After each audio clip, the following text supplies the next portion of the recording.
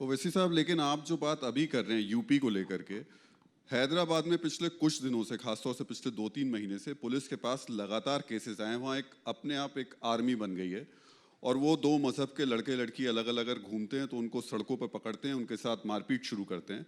उसमें लड़का अगर हिंदू है और लड़की अगर मुस्लिम है, और ऐसे बाकायदा FIR दर्ज हुई हैं, ऐसे लोगों को अरेस्ट किया गया। लेकिन असदुद्दीन ओवैसी की जुबान से उसके बारे में कभी कुछ सुनने को नहीं नहीं सर, उसमें हमने रोका क्या पुलिस को? हमने कहा नहीं, आप नहीं कर सकते। हमने कहा जो कानून तोड़ेगा उसको कानून का हिसाब देना पड़ेगा।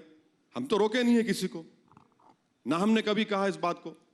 बिल्कुल आप पूछ लीजिए वहां के पुलिस वालों से कि हमने कभी किसी को फोन किया या किसी को। जो कानून तोड़ेगा उसका जवाब देना पड़ेगा उसको।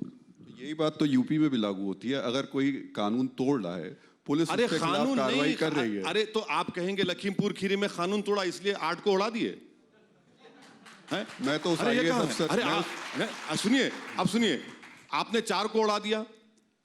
यूनियन होम मिनिस्टर का गाड़ी घुस जाती है मजमे में, कानून तोड़े थे क्या किसान? वो आप उड़ा देते हैं सबको, 4 के 4 को, फिर 4 और मर जाते हैं। ये कैसा होगा? कानून को देखिए, कानून सब पे इस्तेमाल होना चाहिए, सेलेक्टिव इस्तेमाल नहीं होना चाहिए।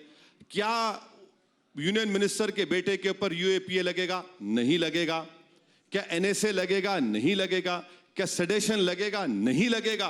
किस पर लगेगा? किसी और पर लगेगा। यही तो हम कह रहे हैं कि सेलेक्टिव आप इस्तेमाल करते हैं कानून को। कानून तो सबके लिए इस्तेमाल होना चाहिए। जो गलती करा उसका कानून, मगर यहां पर अलग इस्तेमाल हो रहा, सेलेक्टिव उसका इस्तेमाल होता है, किसी को क्रश करने के लिए, किसी को दबाने के लिए। मुख्तार अंसारी और अतीक अहमद जैसे लोगों पे इस्तेमाल हो रहा है। आप मान रहे हैं कि वो निर्दोष है, राजनीतिक तौर पे फंसाया जा रहा है? ये मुख्तार हो, अतीक साहब हो, ये कोर्ट तय करेगा। मगर आप बताइए, आजम खान, उन पे बकरी चोरी का इल्जाम। आजम खान इतना गरीब है कि बकरी चोरी करेगा आजम खान? ये क्या बात है बताइए आप। अरे भाई, जो आदमी जिंदगी गुजार दिया उत्तर प्रदेश की राजनीति में, उस पर बकरी चोरी का इल्जाम? क्या पैगाम दे रहे हैं बताइए आप? कल होगा कि पिक पॉकेट भी करते थे, वो भी डाल दो, फिर अब वही बाकी है। तो इस सेलेक्टिव इस्तेमाल जो कानून का हो रहा है उसका हम अपोज करते हैं। एक बात ओवैसी साहब, आप समझ रहे? ओवैसी साहब, आप क्योंकि बार बार ये बात कहते हैं कि मुसलमानों को अपना लीडरशिप चुननी चाहिए और इस वजह से आप मैदान में हैं, तो अभी तक जो हमने देखा है, जिस तरह से वोट पड़ते हैं, उसके मुताबिक अगर एक तरफ मुसलमान किसी एक सीट पर, जो मुस्लिम बाहुल सीट है, उस पर किसी एक कैंडिडेट की तरफ जाता है, तो फिर रिवर्स पोलराइजेशन भी होता है। तो सीट कैसे जीतेंगे आप? सीट जीतेंगे किस गणित के हिसाब से? सिर्फ मुसलमान अगर वोट करेगा? मैडम, रिवर्स पोलराइजेशन तो हो चुका है ना। नरेंद्र मोदी को अगर उत्तर प्रदेश में 74% हिंदू वोट मिलता है, तो बचा क्या इन लोगों के लिए? वो तो सबको खींच लिए हैं। रिवर्स पोलराइजेशन तो पूरा हो चुका है ना। कि देखिए, भारत के पार्लियामेंट में सिर्फ अब 23 MP जीत कर आते हैं, और वो 23 में से सिर्फ 2 आप कह सकते हैं कि ऐसे कॉन्स्टिट्यूंसी से आते हैं जहां पर मुसलमान 10% वोटर लिस्ट में। फिर पोलराइजेशन तो हो चुका है। बीजेपी किसी को टिकट नहीं देती, बीजेपी के पास कोई लोकसभा का नहीं है। अच्छा, समाजवादी के पास 5 जीते, 3 मुसलमान, 3 मुसलमान है। तो कौन से कहां पोलराइजेशन नहीं हो रहा? असद, जो ये आपकी 100 सीटें हैं, इनमें कितनी टिकट हिंदुओं को मिलेंगी? बहुत ज्यादा मिलेंगे इंशाल्लाह।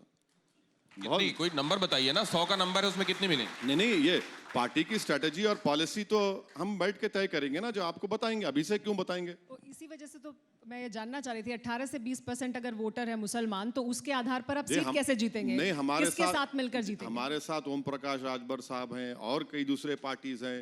शिवपाल साहब से भी हम बातचीत कर रहे हैं, चंद्रशेखर साहब से भी हमारी बातचीत हो रही है। एक फॉर्मेडेबल अलायंस बनेगा, मुझे यकीन है, और इंशाल्लाह ताला एक ताकतवर अलायंस बनेगा। अच्छी वोट मिलेंगे हम लोगों को, कैंडिडेट जीतेंगे। कांग्रेस साथ होगी? कहाँ है कांग्रेस सर? क्यों ऐसा मजाक करते हैं आप? आपको भी रात के 9:30 बजे मजाक करने का सूझिए, आपको कहाँ है? अच्छा, आप ओवैसी साहब, जिस अलायंस का आप जिक्र कर रहे हैं, तसव्वुर कीजिए कि बहुमत मिल जाता है इस अलायंस को, तो आप सभी लोगों को अखिलेश यादव के नेतृत्व में सरकार बनाना ये मंजूर होगा? अखिलेश यादव को मुख्यमंत्री बनाएंगे आप लोग, सब लोग मिलकर? मैं तो ये कह रहा हूं ना कि आप अभी बात करिए। देखिए, आपको तो अभी बहुत लंबी रेस जाना है। ये कैसा है ना कि रिले रेस है ये। अगर आप उस दिन का इंतजार कर रहे हैं, अगर आप देख रहे हैं कि आपको वो ओहदे पर बैठना है, तो फिर आपको सबको साथ लेना पड़ेगा। आपको समीकरण करना पड़ेगा। अगर आप नहीं करेंगे तो फिर नुकसान आपका होगा। अड़ी सोमवार से शुक्रवार शाम 6 बजे सिर्फ TV9 भारतवर्ष पर।